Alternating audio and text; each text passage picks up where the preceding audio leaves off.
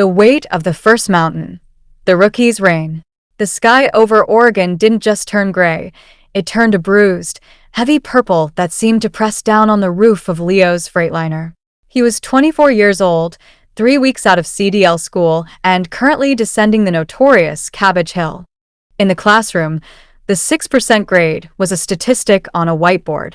Out here, with 80,000 pounds of frozen poultry pushing against his back, it felt like a descent into the mouth of a monster. Leo's knuckles were white, his fingers locked around the steering wheel so tightly they had begun to cramp. This was his first solo run. The independence he had craved while sitting in a cubicle months prior now felt like a heavy cloak of terror. The rain began as a drizzle, but quickly evolved into a horizontal assault. The wind buffeted the trailer, and for a terrifying second, Leo felt the tires lose their bite on the asphalt. His stomach did a slow, nauseating flip. In his side mirrors, the world was nothing but spray and shadow. He looked at the runaway truck ramp signs passing by and felt a desperate urge to simply pull over, set the brakes, and walk away from the industry forever. "I can't do this," he whispered, his voice cracking. "I'm not a trucker. I'm just a kid in a big seat." Then, through the static of his panic, his mentor's voice echoed in his head. Old Pete, a man who had 4 million miles under his belt and smelled permanently of diesel and peppermint, had told him on their last day together. "The road doesn't care if you're scared, Leo. It only cares if you're steady. Fear is just a passenger. Don't let it take the wheel." Leo took a jagged breath and forced himself to exhale slowly.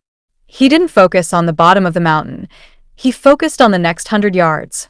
He dropped a gear, feeling the mechanical tension rise, and let the engine brake roar to life. The Jake brake was a violent, comforting thunder that told him the machine was still under his control.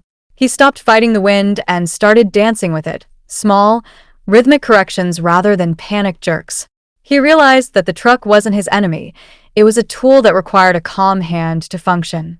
By the time the grade leveled out and the road straightened into the valley, the torrential downpour had tapered off into a soft mist. A sliver of gold light broke through the clouds, illuminating the wet pavement like a silver ribbon. Leo pulled into a rest area, his legs shaking as he stepped out of the cab. He walked to the back of his trailer and placed a hand on the cold metal. He hadn't just moved freight from point A to point B. He had moved past the boundaries of his own soul. The moral lesson: growth only happens when the comfort of the cab meets the chaos of the elements. Perseverance is not the absence of fear, but the decision to drop a gear and keep moving when the world wants you to stop. You don't become a veteran on the sunny days. You earn your miles in the rain. Follow for more.